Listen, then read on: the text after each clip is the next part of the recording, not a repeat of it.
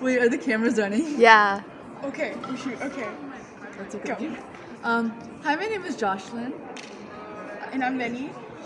In today's video, we're going to discuss what stigma around cancer can look like and its effects and how we can help prevent it. Cut.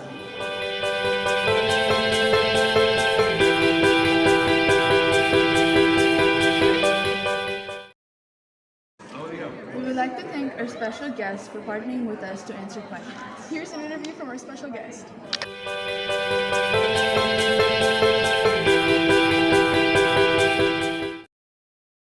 Hi, my name is Sahar. I'm the founder and president of Realistic and Artistic.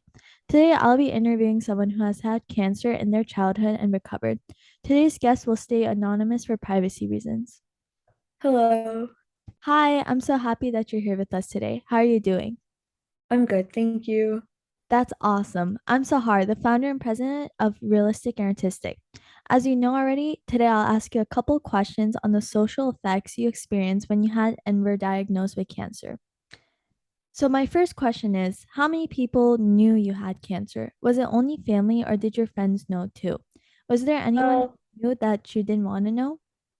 well, in elementary, I had only told, I think, 2 to 3 friends that it happened over text because I was really young and I didn't really know the seriousness of the situation yet. I knew what cancer was, but I didn't realize that it was super personal. And I guess my parents also faced that stigma around it, so they didn't really want me talking about it with my friends. But it was a lighthearted thing in my head at that point in time. So I texted 2 or 3 friends who were concerned about why I hadn't been showing up to school for 2 to 3 weeks. And then I was isolated for 2 years while I had undergone treatment. And then when I came back in sixth grade, people would notice my scar a lot on my arm. It goes from like my wrist to I guess where people usually draw blood, like up until that point. So that was really noticeable, and people would be like, "Oh, what happened?" And and kids at that age in like sixth grade, young middle school, they had just come out of elementary, and at that age, they don't really hold back about their thoughts or questions. So they would just be like, "Oh, were you in a fire? Did you burn your arm?" Or just ask questions that were kind of worded insensitively, but it was just out of pure curiosity. I Mhm. hadn't told anyone at that point in time that it was cancer because there was a lot of stigma and there was a lot of jokes that would be thrown around in middle school and sixth grade, and people would just joke about the topic in general, or you casually throw out the word without really knowing what it meant. So I didn't really want my classmates to know. But I did tell close friends because I felt like that was something that I needed to tell them. And Um, as for my family in America really knew, but family back in India didn't know because cancer was seen as a really big thing. And to hurt people in India or um, to have them go through that and be like, oh, a little girl in our family had to go through that, that would hurt them a lot. So my parents stayed away from talking about that. However, family in the US is more open to to that topic, so we did tell them. mm. And so for the classmates that did know, what did they say about it? Were they rude about it? No, not really. I think it was much more positive. I did kind of sort of get quite upset at the age when I would get a lot of pity for it because that was something I didn't want to face because I was naive. I didn't really know much at that time, so I had just went through my treatment as normal as I could have. So any of that pity kind of made me upset because I didn't want people to see me that way. Mm. So, before your However, dad, wait, yes. sorry.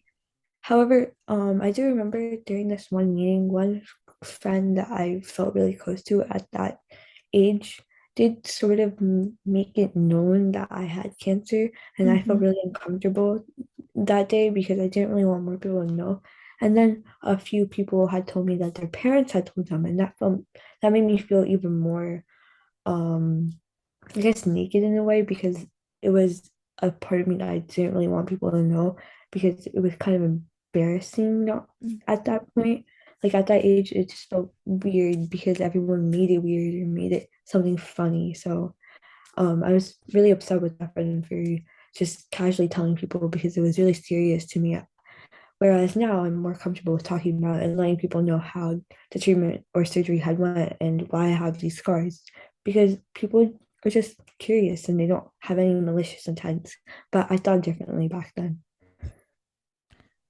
Okay, so when people found out, I know that they weren't exactly malicious, but did they do anything um really hurtful like without knowing?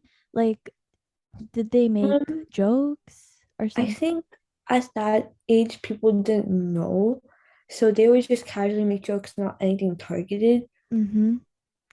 So And people jokes weren't about necessarily your mean oh to me sorry. directly, and if they did find out about it, they were usually really nice about it and really understanding, Mm-hmm. and they would share their sympathy with me.